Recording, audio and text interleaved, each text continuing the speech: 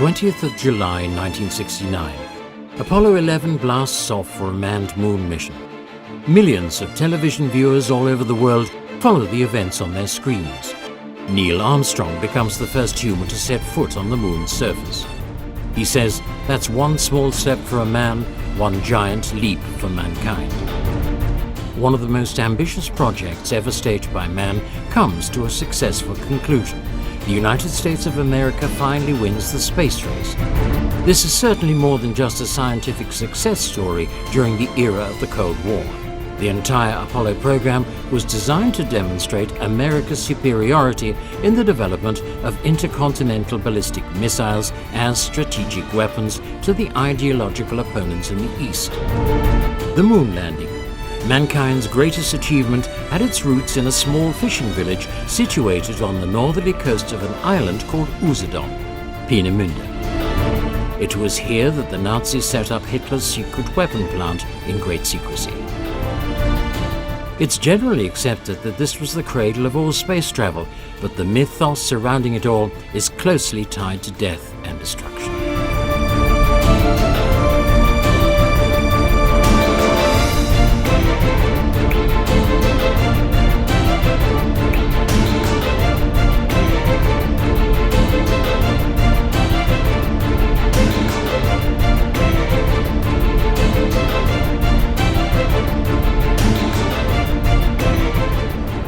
The 3rd of October 1942, the first successful flight of a rocket called Aggregat 4, which was later renamed the V2 by Nazi propaganda officials.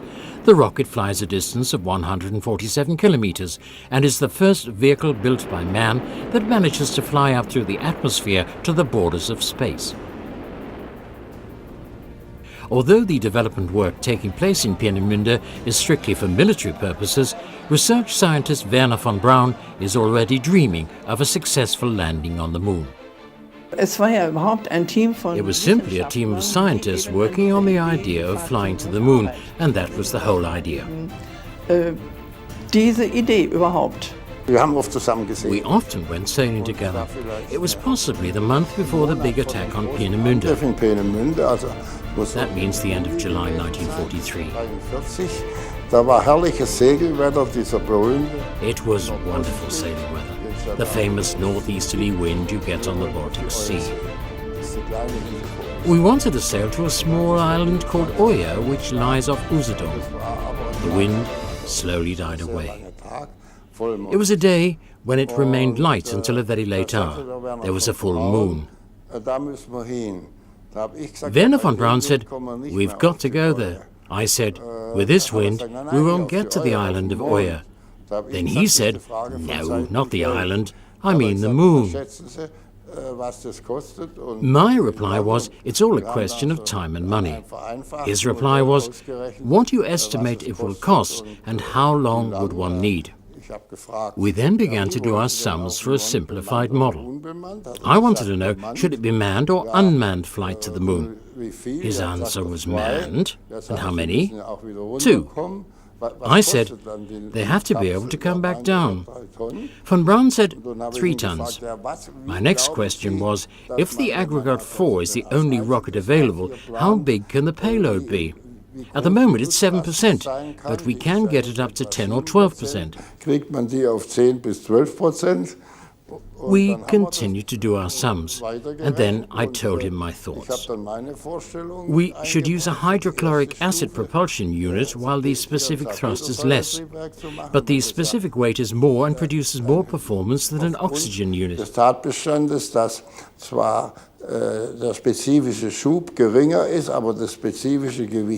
Oxygen should be used for the 2nd and 3rd stages. We produced figures that differed only slightly from what took place later. Wernher von Braun was fascinated by the idea of space travel even as a child. The basis for German rocket research goes back to a book published in 1923 by a physicist by the name of Hermann Oberth. His publication unleashed a wave of interest in rocket technology. The weight relationship between a fully laden rocket and an empty one was something he termed the mass relationship. Using this and the jet velocity, he works out his famous rocket equation. A large number of rocket enthusiasts then began to construct their own models. It wasn't long before the military began to take an interest in the new technology. Germany was not allowed to set up a new air force by the dictates of the Versailles Agreement. There was a loophole in the agreement where rockets were concerned. In 1929, the authorities were given permission to start research into liquid propulsion rockets. It was in 1930 that an engineer by the name of Walter Dornberger began to take up contact with various inventors and summarize the details of private research for the military authorities.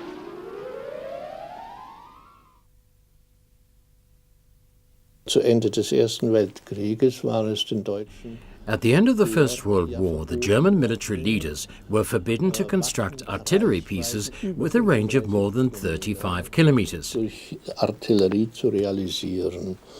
Und 35 Kilometer war natürlich eine And 35 kilometers presented serious limitations. könnte man also doch größere Reichweiten erzielen. Thought was put into extending this range. Da kam auf die Idee, nun mal alle diese Raketen. Walter Dornberger got the idea of gathering all the rocket enthusiasts of the time together, who were working on rockets in Lichterfelder in Berlin, in Johannisthal or anywhere else, and were continually asking for funds, and finally create some order in the entire research and experiments. Die doch mal zusammenzuholen und etwas Systematik in die ganze Entwicklung und Versuche hereinzubekommen.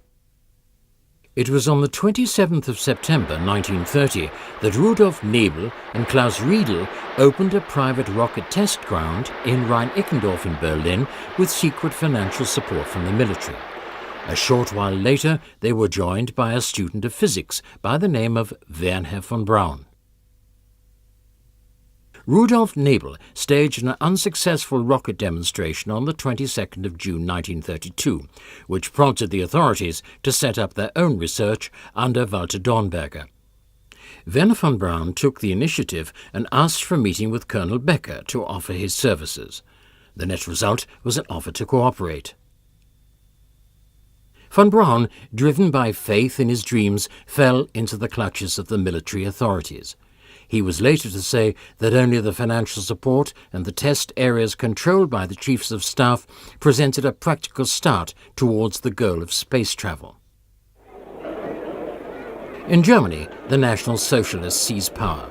Rearmament is secretly pushed forward and rocket technology plays a key part. The aim is to use it to produce new long-range weapons. This is done in absolute secrecy. Popular articles about rockets suddenly disappeared from newspapers and other publications. The first tests with rocket propulsion units and the development of the Aggregat A1 took place in Kummersdorf in 1933. The further development of the Aggregat A2 with 300 kilograms thrust takes place and successful testing is done in Bochum in December 1934. The German rockets gain more range. But flight testing can no longer be carried out over densely populated Berlin. In the meantime, the Aggregat A3 is capable of 1.5 tons of thrust. On the 16th of March 1935, Hitler announces Germany's intention of no longer complying with armaments restrictions laid down in the Versailles Agreement. General conscription is reintroduced. In the same year, the Army Weapons Department agrees to joint development of rocket-driven fighter aircraft together with the Luftwaffe. Following a tour of the rocket establishment in Kummersdorf, the military chiefs of staff agree to finance a new test establishment. Wernher von Braun comes across Peenemünde in his search for a suitable location. Construction work begins in August 1936. The first workshops are completed in May 1937. Wernher von Braun is appointed the technical director in the military development establishment known as the East Works.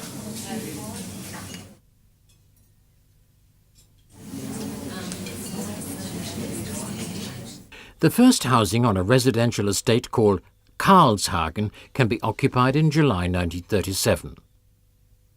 4 test flights of the A3 are staged on a little island called Greifswalder Oyer, northeast of Peenemünde, from the 4th to the 11th of December 1937.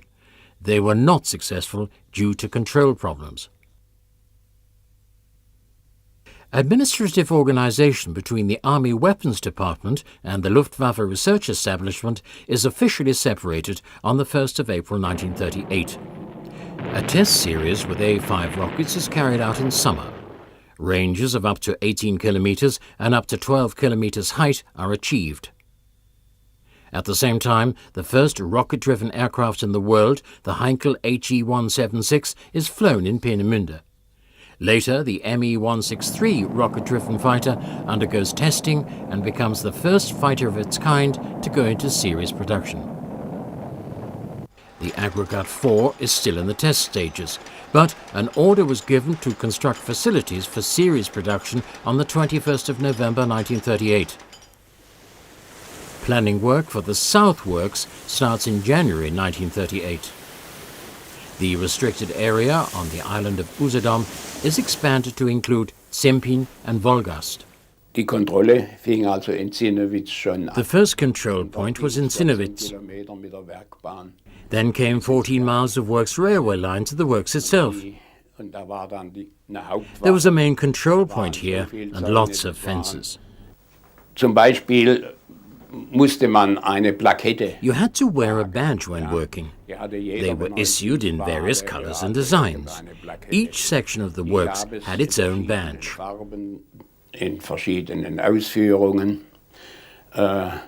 Und die hatten alle, jede Plakette hatte ihren Bereich. Diese ganze Anlage war. The whole area was a restricted zone. Even access to the island via the bridge in Wolgast was strictly controlled. Hitler war nie in Peenemünde. Hitler never did visit Peenemünde. This all belonged to the top-secret status in the beginning. High-ranking visitors were kept away on purpose in the initial stages. Neither Göring, Hitler, nor Himmler visited Peenemünde up to the time of the large-scale air attack on the area. If they wanted to inform themselves about the latest developments in rocket research, then they simply visited the Army Weapons Department in Kummersdorf. Informieren wollten, kamen sie nach Kummersdorf zum Heereswaffenamt, dem dortigen Übungsgelände, und haben sich dort informieren lassen. Man hat gewusst, dass Kummersdorf bekannt ist. This was nothing special for foreign intelligence sources, who were used to high-ranking personalities there. Peenemünde managed to retain this up until the first air attacks. When we went to work, we had to have our identity cards with us, and they were issued in various colors. Apart from that, we could move around freely. We were not allowed to talk about our work because of secrecy restrictions, which operated at 3 different levels. Apart from that, we could go home or travel on holiday. We had absolutely no restrictions. No one listening in to telephone conversations or the like. We knew quite well how we had to behave, and that was the main thing. The R-4 was to be put into service as a long-range ballistic missile. 975 kilograms of explosive and the detonator equipment were carried in the nose. The next compartment contained the gyros and control system, as well as devices for the navigational beam, velocity and burn control radio receivers, and a velocity radio transmitter. The main part of the rocket was made up of the 2 main tanks containing a mixture of alcohol and water, the B fuel, and the liquid oxygen known as the A fuel. The fuels were transported to the centrifugal pumps by means of piping. The tail of the craft consisted of control surfaces constructed in the form of a cross. Graphite rudders are fitted in the exhaust stream.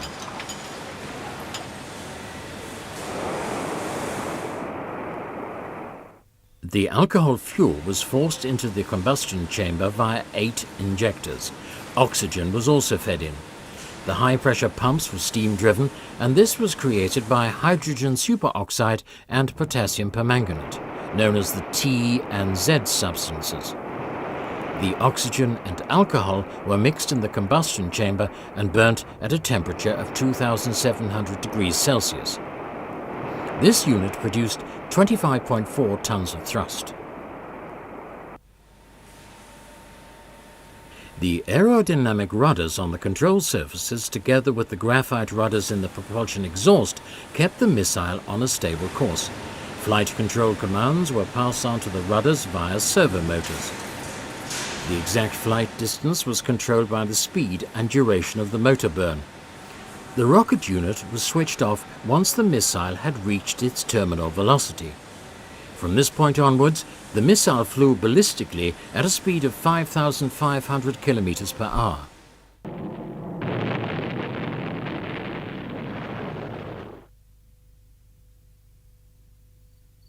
The 1st of September 1939, Hitler's Wehrmacht moves into Poland. The beginning of the Second World War gives Peenemünde a special status.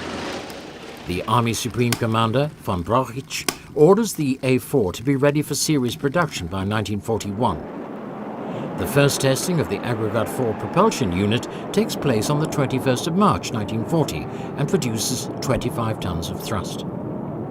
The 1st of May 1940, Albert Speer, who was later to become Hitler's armament minister, takes over construction work at Peenemünde.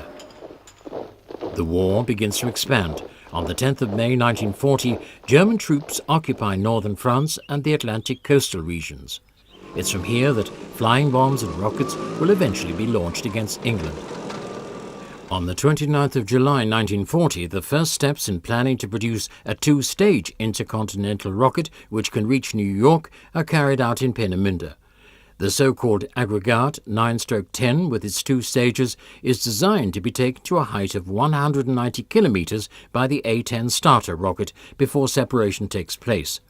Then the Aggregat 9 is designed to cover 5,500 kilometers in approximately 35 minutes. A variation in the propulsion unit planning centered on 6 propulsion units mounted together with each producing 30 tons of thrust. Incidentally, this idea was later used in the Saturn rockets, which flew with 5 propulsion units. One planned version of the A9 also included a cockpit with a pressurization system which hinted at a possible civilian use of the rocket. A further development was the A11, which could create enormous thrust of around 1,700 tons and could carry the A9/10 combination. This could have made manned spaceflight possible. These studies eventually laid the basis for the American Saturn rockets and the Russian Vostok rockets. But before the dream of intercontinental rockets could be realized, success had to be gained in other fields. The Aggregat 4 wasn't even in the testing stage. The Nazi invasion of the Soviet Union begins on the 22nd of June 1941. Hitler reveals his main ambition, to destroy his ideological opponents to the east. The war soon proves to be harder and more inhumane than any other. Hitler's racial policies will eventually bring death to millions of people. The Germans remain optimistic that victory will be theirs, although the Nazi blitzkrieg strategy wasn't so successful in Russia. The 20th of August 1941 sees Walter Dornberger give a briefing to Hitler on developments taking place in Peenemünde. The Nazi leader allocates the highest possible priority to the research work being done by Dornberger and von Braun. Hitler wants large numbers to be produced. The actual production should take place in external production facility. On the 29th of October 1941, the Peenemünde experts prepare plans for the development of a new anti-aircraft missile.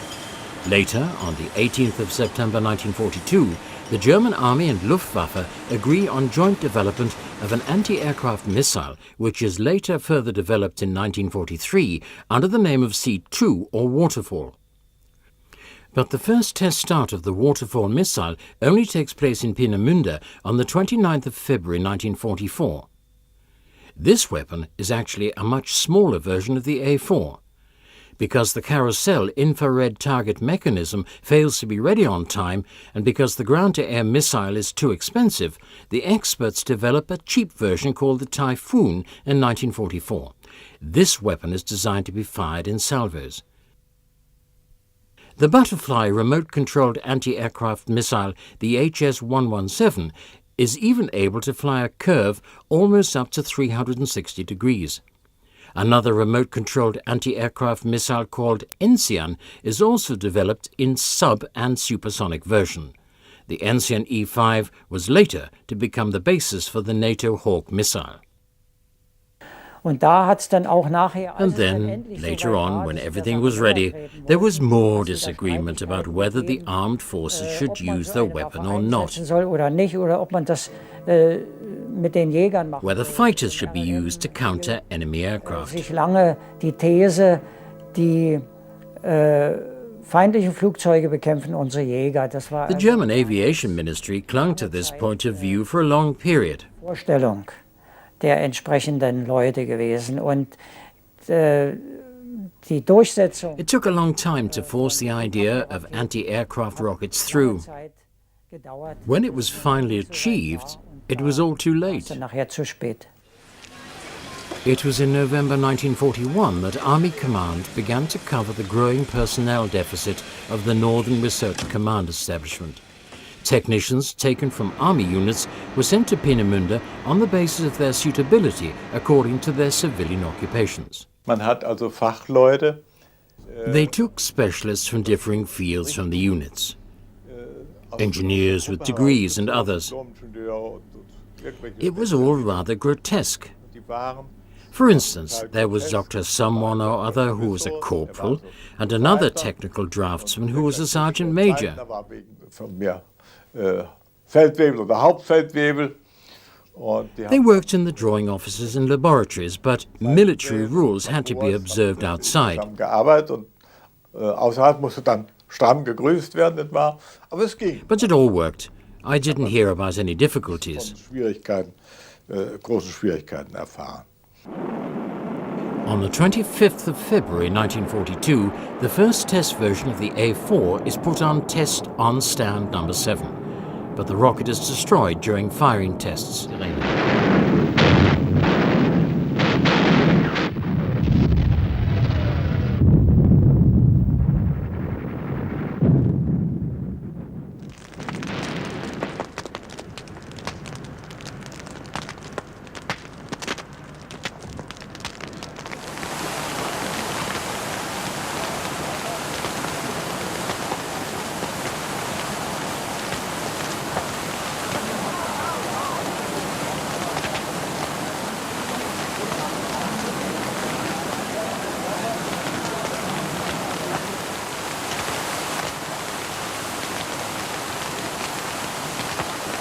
Wernher von Braun is disappointed after all the setbacks, but he still has the ability to motivate his colleagues.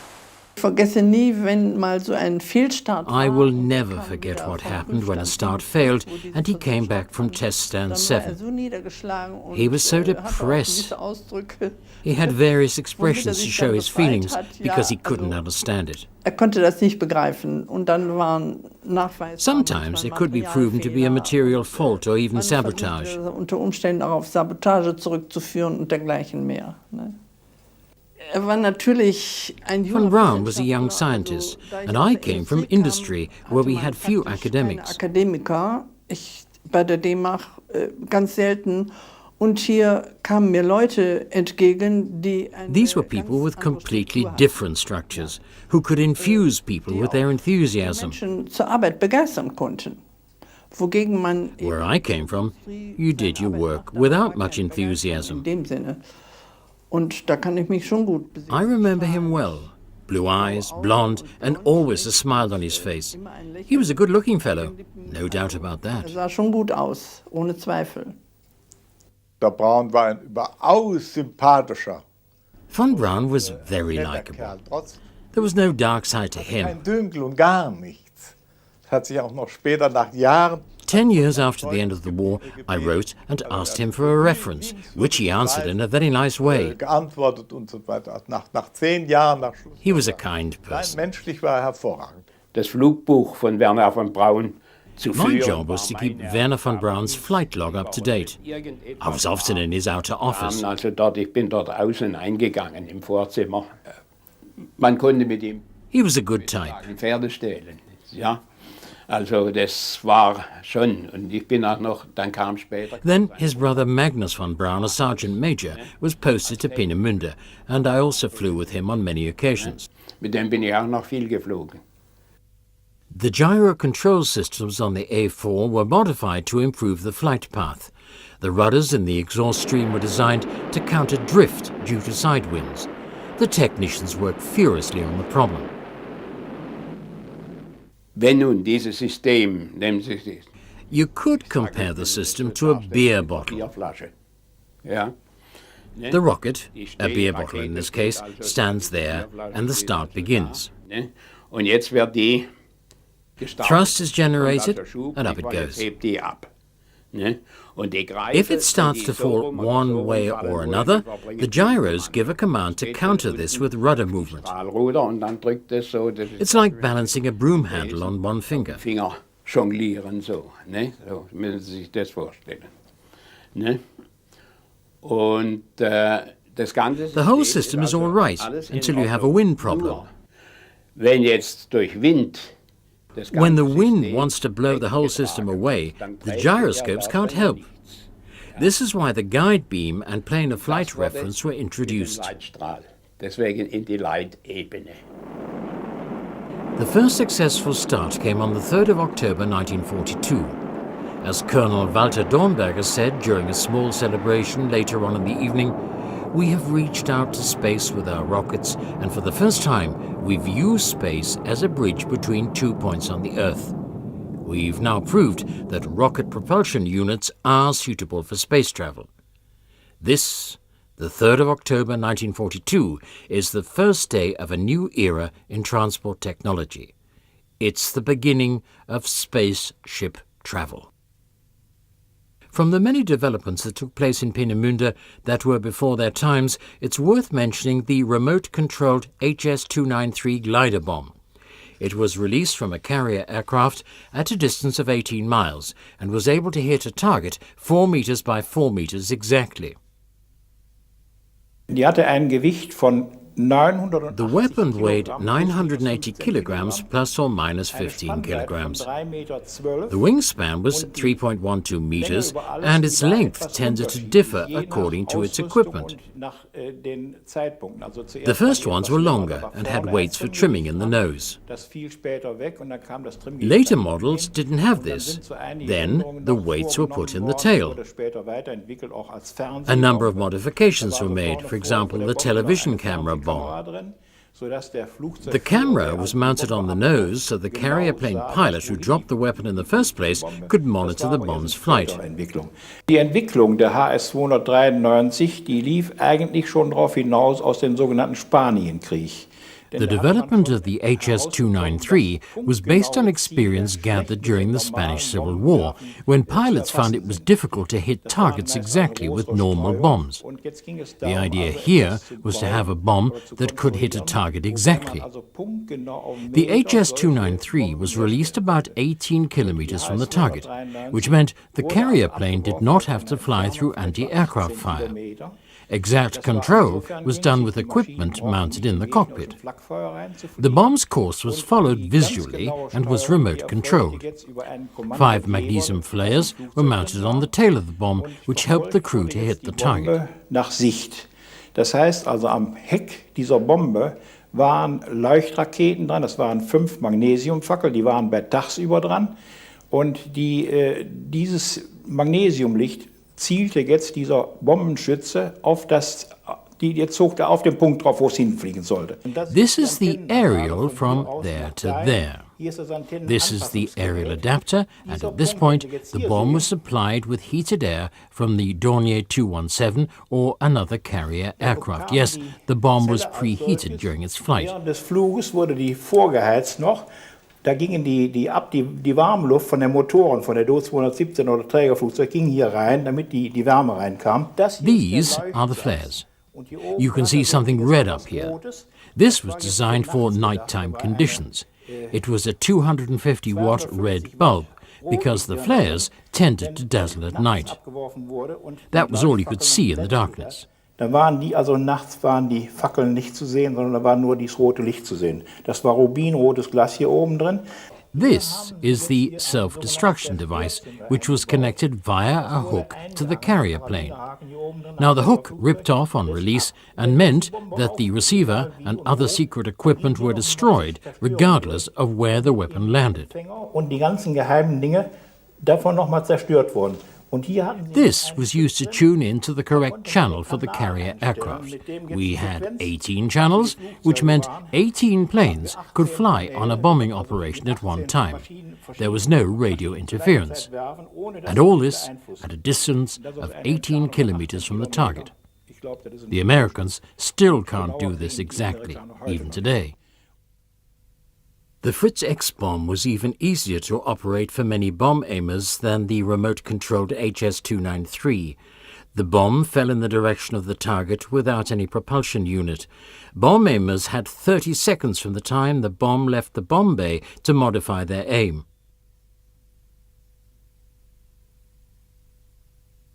Weather was, however, a problem. Cloud cover meant the target, maybe a ship or a bridge, was difficult to see.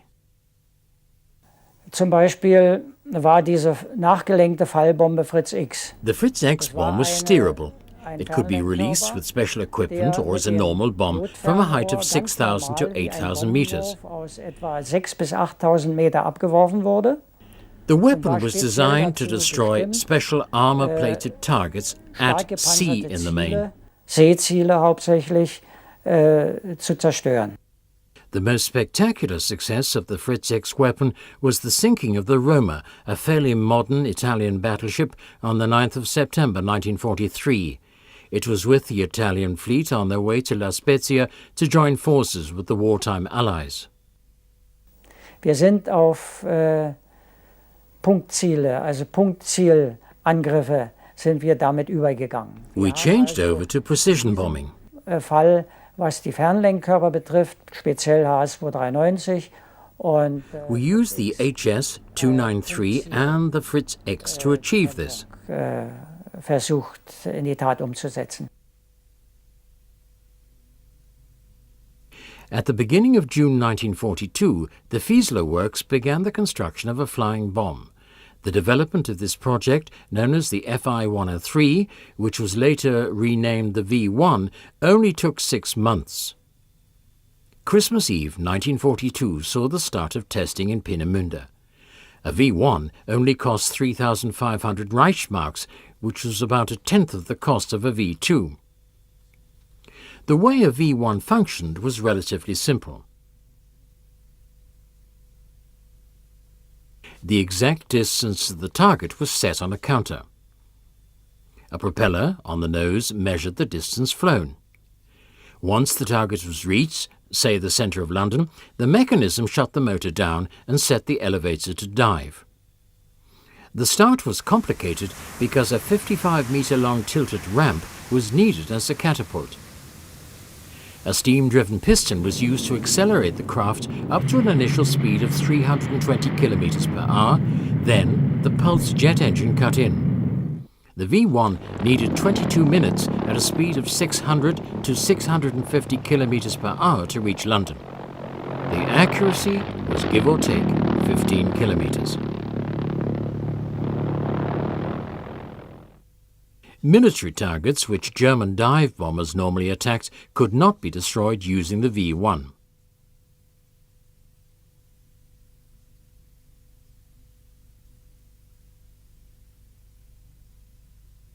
Later, hundreds of V-1 ramps were erected along the Channel coast. Although they were camouflaged, Allied aircraft could discover them. Later, transportable ramps were developed. At the beginning of April 1943, the head of the SS, Heinrich Himmler, visits Peenemünde and sees a demonstration by an A4. 2 A4s make a start. Although one makes an unscheduled landing and demolishes 3 aircraft, Himmler remains impressed by rocket technology. Da ging ein Versuch fehl in die Hosen. The test went wrong, and he slapped General Dornberger on the shoulder, saying, "Don't lose heart. It's not the first time that I've seen a demonstration of a weapon go wrong. Carry on as before." Dem der Erfolg versagt geblieben ist. Machen Sie so weiter und so fort. Himmler and von Braun were standing together, and I was behind them. The first start went wrong, the second one as well, and the third start worked. Himmler slowly turned around and congratulated Herr von Braun. Ties between the SS and Peenemünde become closer as the SS gains ever more power and influence in Germany. Dornberger hopes that Himmler will be able to provide him with more influence on Hitler. Wernher von Braun has been a member of the SS since the 1st of May 1940, possibly due more to opportunism than conviction. He couldn't withstand the pressure being put on him. But Wernher von Braun seldom wore his uniform. Most photographs show him wearing civilian clothes. Comparison testing between the A4 and the Fi-103 flying bomb on the 26th of May 1943 clearly showed that the A4 was superior. But the decision was taken to put both weapons into series production. The Army Research Department requested concentration camp inmates as forced labor for the production, so the project could remain secret. This tends to document Peenemunde's closer ties with the SS, which could supply the badly needed labor. German workers were nearly all on the front and weren't available. Only concentration camp prisoners and forced foreign labor were on hand to meet the demands of the armaments program. Prisoners of war were also located in Peenemünde. Kurt Bornträger, the Peenemünde Development Works adjutant, looks back. Wir bekamen für die Küstenverteidigung We were supplied with captured heavy Russian machine guns for coastal defense purposes. I got my prisoners of war to look after them, because there were a number of weapons officers among them. Then I took the guns and my prisoners for target practice on the coast. I did have a certain amount of trust in them, but I always had a cocked pistol ready to hand.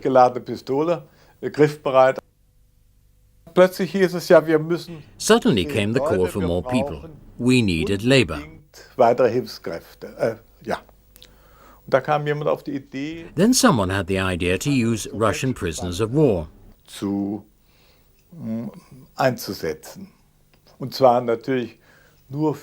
Quite naturally not for secret matters, but for construction and the like. First, I selected a lieutenant colonel as a camp elder, and then a Russian doctor, and even a musical director, because I was told the prisoners had to be able to do something, like singing. So it was all arranged, 300 men turned up and were initially quartered in old barracks close to the Peene River. Die Fremdarbeiter hatten, soweit wir das sehen konnten, as far as we could see, the foreign workers did not have to work under discriminating and inhumane conditions. Und irgendwie unmenschlichen Arbeitsbedingungen, überhaupt nicht. Quite the opposite. Die KZler, die dann nachher später, es war, But the concentration camp inmates who were sent to Peenemünde West in 1942 naturally had to endure concentration camp conditions. Die hatten natürlich die entsprechenden Bedingungen eines KZs zu ertragen.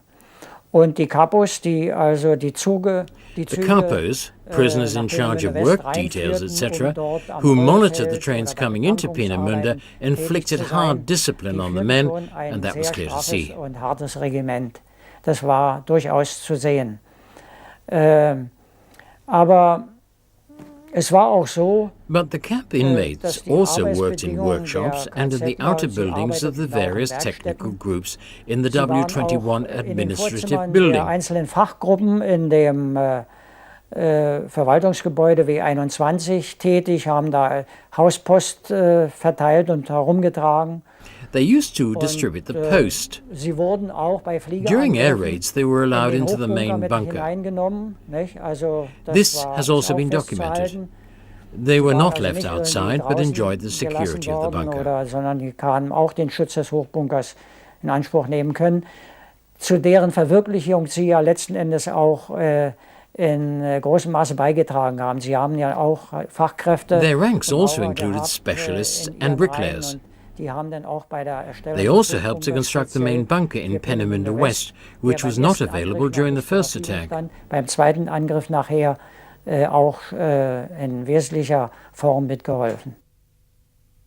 The 7th of July 1943 sees Dornberger and von Braun present a personal report to Hitler on the state of rocket development in Peenemünde.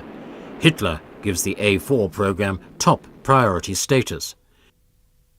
In the meantime, aerial reconnaissance experts have been evaluating the pictures of Peenemünde from the air and take the decision to destroy the secret weapon production sites. But factories and plant can be rebuilt, so the German scientists become the prime target of the Royal Air Force. British planes bomb Peenemünde during the night of the 17th to the 18th of August 1943. Some 750 people were killed, including 600 foreign labourers. The development plant suffers only slight damage. War eine warme Vollmondnacht. It was a warm night with a full moon. Bedingungen. Ideal conditions for an attack. Dieser Angriff hat aber nur das Werk Ost getroffen. Wir im Werk West, But the planes die ja only etwas, hit the east works. westlich lagen, deswegen auch der Begriff We at the West, west works to the westlich west auf of dem Peenemünde were Peenemünder Hafen spared. lagen. Wir wurden also vollkommen verschont. Und im Fremdarbeiterlager hat der There were tödliche a large Ernte number of deaths in the foreign labour camp and on the estate between Karlshagen and the West Works. Zwischen Karlshagen und dem Werk Süd von Werk Ost erstellt wurde. Wir haben in Karlshagen gewohnt, in einem ledigen Heim. We lived in a hostel for single women, House Viking in Karlshagen. It was wonderful with parquet floors, showers and a communal kitchen. Und wir mussten inzwischen schon We had to mit einer double up in the Kollegin accommodation vorlieb nehmen. because Wir of the wurden demand einfach for zu labour in the zweien, weil works. zu viel Kräfte gebraucht wurden im Werk. We often had alarms Ja, and gut, wir haben weren't schon öfter unduly Alarm, worried. haben uns ja gar nicht dran gestört, nicht? But Bis when the eine curtains Galerie fell mit der down, complete Gardine with the rails, I said, runterflog und dann "Hilda, sagte ich, we have to get wir out of müssen here." raus. Und dann waren wir fast die Letzten, We were die in den almost the last Luftraum people to kamen. reach Das the heißt, bunker. wir kamen gar nicht mehr in den Luftraum. Actually, we didn't get Wir inside, blieben but in der found shelter in the offenen Tür doorway. hängen. Ja. Und dadurch This is haben why we were alles showered with dirt from the bomb mitbekommen, der explosions. durch die Bomben It verteilt was wurde awful. vom Sand und von den Tannennadeln. Also es war And ganz when it was schlimm. all Es war over, ganz the schlimm, incendiary ja. bombs set the shutters on Als fire dann alles and the wind vorbei began to war, spread the dann flames. waren die Phosphorbomben, die We went into the house, but it was too Holzläden, dangerous. die man an den Fenstern hatten, und der Wind trieb das Feuer rein. We wanted to fight the Wir sind dann fire, but there was ins nothing to Haus do rein, it aber with. das We war had zu to get out gefährlich. Da again. mussten wir wieder raus. Wir wollten ja am liebsten löschen. It was aber all a da war shock keine for us, Möglichkeit mehr. but we Der hadn't Sturm, der war recognized so it at the schlimm. time. Ja, und dann It was difficult to hat remember man what praktisch, exactly ohne dass man happened. es weiß, einen Schock My bekommen, girlfriend dann weiß man Christa gar nicht told mehr me everything genau, was later. dann gewesen ist. Und das hat mir dann meine Freundin Christa erzählt. Wir wurden irgendwann auf einen Lastwagen We were later geladen loaded und onto a dann lorry fuhren and wir taken to irgendwo some in eine communal Unterkunft, accommodation, eine but Gemeinschaftsunterkunft. I can't remember all that Daran because I kann ich was mich in auch nicht shock. entsinnen. Da habe ich einen regelrechten Schock erlitten. The bomb craters were not filled in later and the houses were not rebuilt in an effort to confuse the Allies. Research went on. Then came the decision to move rocket production to an underground factory in Kornstein near Nordhausen in Thuringia. On the 28th of August 1943, inmates from Buchenwald concentration camp begin the tunneling work for the huge central works. Thousands of concentration camp workers lose their lives under conditions of the worst kind. The assembly line production of the V-2 weapons begins in the early part of 1944 in a system of underground corridors and tunnels, following the successful Waffen-SS testing at the Heidelager troop maneuver area near Blitzna in southern Poland. around 900 V2s leave the works every month. At the same time, preparations are underway to set up launch sites in occupied France. From October 1943 onwards, the Todt organization, responsible for all large-scale construction in the Third Reich, works on a massive underground complex in El Fort-Viserne near Saint-Omer. The plan is to store the V2s here and launch them at London, about 200 kilometers away. The huge Eder railway tunnel is to be used for trains delivering rockets from Germany. Using forced foreign labour and prisoners of war, the authorities push ahead with the construction of more than 7 kilometres of tunnels in the chalk plateau. Caves lined with concrete are used for fuel storage, liquid oxygen, electrical generators and accommodation for the garrison. The Germans construct a huge concrete dome with a radius of 71 metres to protect the tunnels. This 55,000-ton concrete roof was later able to withstand the force of 3,000 Allied bombs. But no rocket was ever to be launched from here. Hitler decides to halt construction work on the 28th of July 1944 as the fighting on the front got closer. The concrete dome has survived up to the present day. La Coupole now houses a museum.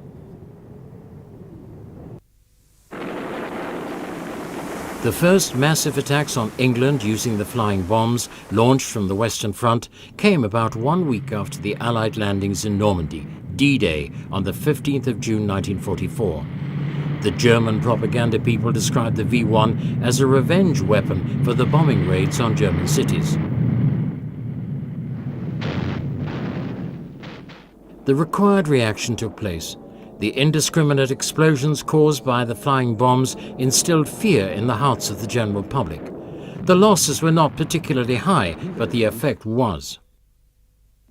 The anti-aircraft sites on the Channel coast began to shoot down the slow-moving flying bombs. The British set up a ring of balloons around London, and between the balloons and the anti-aircraft fire there were the fighters operating from the south coast.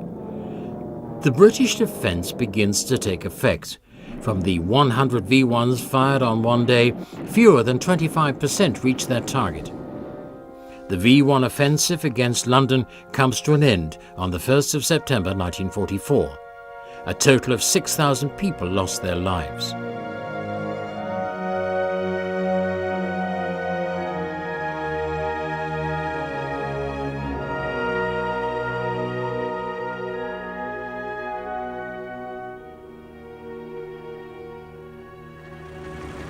Then the operational use of the 5,500 km/h A4 rocket is forced ahead. This couldn't be shot down by the enemy. The first A4 operation against London, Paris and Antwerp is staged on the 7th of September 1944 from mobile launch facilities on the Western Front. Once launched, nothing could stop a V2. The actual military impact was limited. A maximum of 30 tons of bombs were delivered in this way daily, while the Allies were dropping 3,000 tons of bombs from the air daily on German cities. All told, 2,400 V1s and 3,200 V2s are launched against targets during the Second World War. 8,938 people in England and 6,500 people in Belgium lose their lives. The production of 5,789 rockets in underground facilities cost the lives of 25,000 prisoners from the Dora camp directly or indirectly. It's a shocking balance for weapons that cost more lives during their production than their use against the enemy caused. In July and August 1944, Peenemünde comes under considerable attack from the US Air Force. Suggestions to move the rocket research facilities to a place called Ebensee in the Austrian Alps are finally abandoned after a number of delays. The SS grabs even more power than the military leadership in Germany following the unsuccessful attempt to assassinate Hitler on the 20th of July 1944. This too has its effects in Peenemünde. On the 8th of August, SS Brigade Commander Hans Kammler takes over preparations for the operational readiness of the A4 V2 weapons as a special representative of Heinrich Himmler. There always was a lot of speculation about how decisive the so-called wonder weapons might have been for the outcome of the war. The hostilities may have taken a different turn had the rocket and pulse jet weapons been put into service sooner and in larger numbers. Even high-ranking Allied officers admit the Normandy landings would not have been possible had the V2 been used 6 months earlier. Die Flächenbekämpfungswaffen kamen einmal zu spät. On the one hand, these weapons came too late, and on the other, there weren't enough of them. In zu geringem Maße zur Anwendung. Es war eine außerordentlich langwierige Entwicklung. It was an extremely long and difficult development process. Testing was complicated, and even at the end of the war, the weapons had not been developed to the stage where they could have been used on a massive scale. Dass es für einen Masseneinsatz in Frage gekommen wäre. Zu spät. The second point is these weapons could not be used to hit targets precisely, but rather only areas. Werden konnten, sondern nur Flächenziele. Das heißt also, die Treffgenauigkeit war The accuracy was so bad that decisive targets in the war could not be destroyed by them. Entscheidende Ziele nicht hätten Only by getroffen chance. werden können, es sei denn durch Zufall. Und der dritte Gesichtspunkt ist der, The third point is that a new turn of events or a change would only have extended the duration of the war. Wende hätte eingesetzt werden können, realisiert werden können, dann wäre das Kriegsende nur hinausgezögert worden und möglicherweise It's possible that an atomic weapon might have been dropped on Germany. Folge gehabt. Could the earlier operational use of the waterfall anti-aircraft rockets have countered or limited the massive air attacks on Germany in which hundreds of thousands of civilians lost their lives? Could the secret weapons have been decisive? The insistence of Armaments Minister Albert Speer that the new weapons could change the luck of the war motivated some of the high-ranking officers who were already resigned to defeat to use their last efforts to get the wonder weapons operational. Would this have meant the end of the war? Could a realistic estimation of the situation have saved the lives of hundreds of thousands of people who died in the last months of the hostilities? Towards the end of the war, the planning group in Peenemünde concentrate on building an A4 with wings. Following the Normandy landings, launching weapons from the French coast had become impossible. The answer was to extend the range of the A4.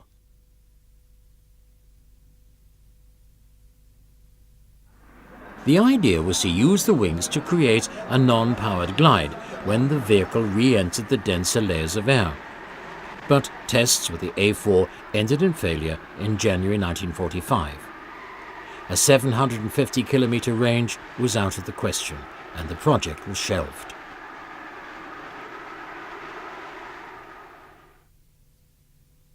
Even another ambitious project involving rockets being launched by German submarines off New York failed to materialize, even though tests with underwater rockets had been carried out as early as June 1942. The life jacket project involved an A4 in a pressure-proof container which could be towed to the target by a submarine. Then the stern could be flooded and the container could take up a vertical position. A gyro-stabilized platform was to be used to fuel up the A4 and enable the launching. A document was compiled in the middle of December 1944, which stipulated that initial testing should be completed by the end of March 1945. But things never got that far. It would have been chaotic in New York when the rocket landed. Where had it come from? People would have thought it had been launched in Germany.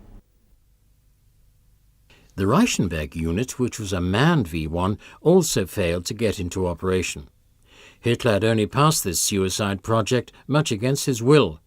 Hannah Reich, a famous German woman pilot, also flew this model as a test pilot and was one of the main supporters of the idea. She saw it as a chance to end the war quickly. A small number of volunteers could stop the Allied bombing, which was killing thousands on the front and in large cities. Hannah Reich felt it could strengthen the German position during peace negotiations.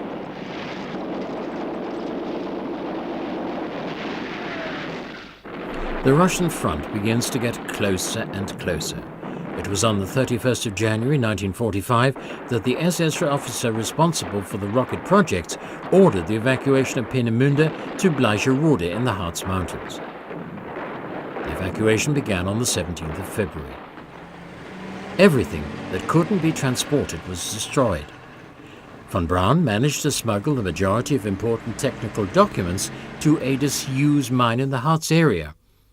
He hoped this would be a help in negotiating with the Americans. He felt the United States was the only Allied power worthy of taking over the legacy left behind by the Peenemünde establishment. The situation got even more critical in March, and Hans Himmler ordered the 500 Peenemünde people to be evacuated to the Alps on the 1st of April 1945. Von Braun, together with Dornberger and his brother Magnus, find accommodation in the Ingeborg house in Oberjoch. Himmler suddenly disappears without trace, and the control by the SS is eased. Wernher von Braun decides to take up contact with the Americans. It was on the 2nd of May 1945, shortly after the death of Hitler had been reported on the radio, that Magnus von Braun offered the capitulation of the Peenemünde people. Von Braun and his scientists underwent weeks of interrogation by the Americans. But soon a climate of mutual respect grows up between the victors and the losers. It was this that enabled the secrets of the Peenemünde rocket research to be passed on almost in their entirety. Between 8 and 10 men came in slouch hats and leather coats. They looked like Gestapo. What's this? They're Germans.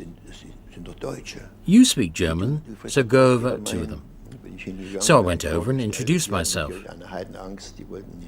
Naturally, they were scared stiff because they didn't know who I was. Then an American officer appeared and they introduced themselves. In any case, they were very shy and didn't say much. 2 days later, the phone rang and I was told to contact Major Somerville. So I went along. The doors and windows were shut. What do you think of the Germans? So, I'm of German descent. Would you like to work with the Germans? I said I wouldn't have anything against it. It didn't take long. 2 days later, I got a new post to a place which had the entire Peenemünde archives and other paperwork. Die hatten die ganzen Peenemünde Archive und noch andere. It was about 90 tons of paper in all. Und I became the head of the translation department for the Peenemünde archives. Übersetzungsabteilung für die Peenemünde Archive.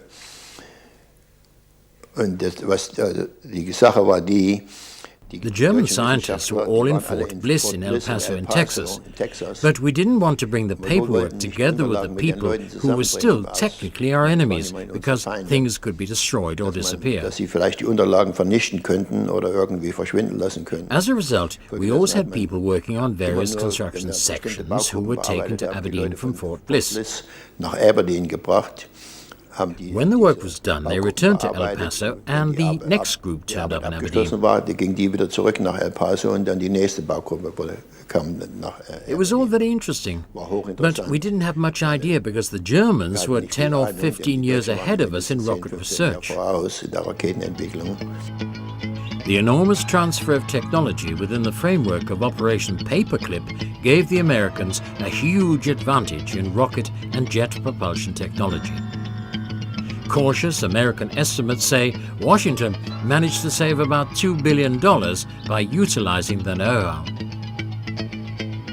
The central team of 115 Peenemünde scientists was secretly taken to the United States, where they continued rocket research in great secrecy under the leadership of Wernher von Braun.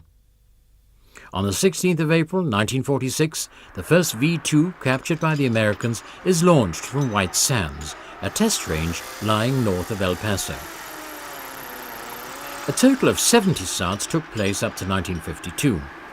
Then, research began to lose momentum because President Truman slashed military expenditure dramatically and put more emphasis on atomic long-range bombers than on missiles. The outbreak of the Korean War changes the situation. The rocket program was reactivated. Just like in the 1930s, Wernher von Braun began to profit from rearmament. Cape Canaveral, just like Peenemünde, lay directly at the seaside, and this became the new Rocket Research Center. Years later, von Braun realized his dream of sending a rocket to the moon in a civilian space program. But let's turn back to Peenemünde and the final days of the Second World War. The 19th Soviet Army rolls into Peenemünde on the 4th of May 1945. It takes quite some time before the Russians actually recognize the importance of Peenemünde and dismantle the plants. May 1945 sees a German technical office set up in Peenemünde with German staff headed by Soviet officers. Everything worthwhile is dismantled by the Soviets right up to 1948. At the end, explosive teams destroy all the buildings, bunkers and test stands. Some 5,000 German experts begin work producing V-2 rockets for the Soviets in the Central Works in North Thuringia. In 1948, Moscow stations a fighter squadron in Peenemünde, and it also becomes a naval base in the newly founded Communist East Germany. The naval forces belonging to the National People's Army included coastal protection vessels, mine layers, and mine clearance ships. The northwest part of the island of Usedom is once again a restricted area where Warsaw Pact troops later stage countless maneuvers.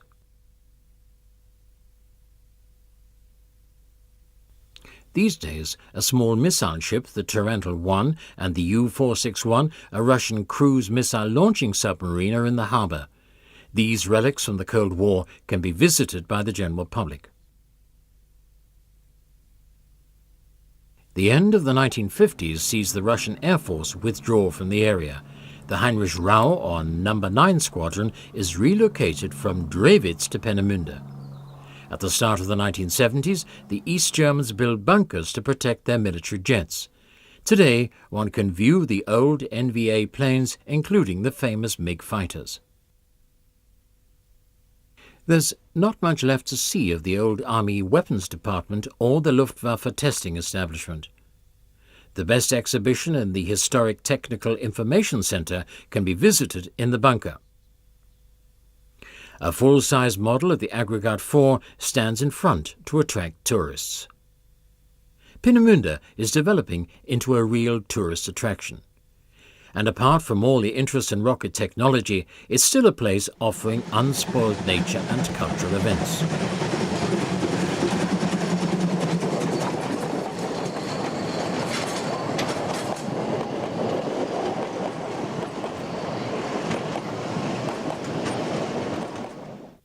Nevertheless, the remains of the area's military past still dominate. You cannot fail to notice the imposing ruins of the former power station. It was used to supply enormous quantities of power and heat for the research and production of the rockets. The power station went into service on the 1st of November 1942, and 2 turbo generators supplied 30 megawatts of power, using around 150,000 tons of coal annually in the process. The station was finally taken out of service in 1990.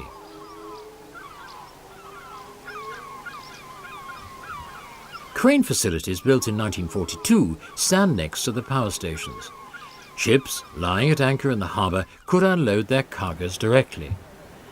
The East German authorities later switched from coal to lignite coal as a fuel. The oxygen production plant required the largest amounts of energy at the time. Time appears to move again in the ruins. From 1942 onwards, 13,000 kilograms of liquid oxygen were produced daily from air by the so-called Linde process. Alcohol and liquid oxygen were required as fuel for the rockets. One start alone used up 8,000 kilograms of oxygen. The oxygen plant was badly damaged during the air raids in 1943, and the Soviets dismantled what was left in 1947. 1 year later, Russian experts attempted to blow the plant up. Today, the wind howls through the broken windows, and nature is slowly taking control of the area. Grass and trees are slowly growing over the ruins of the monument. To locate further traces of Peenemunde's history, we have to take to the air.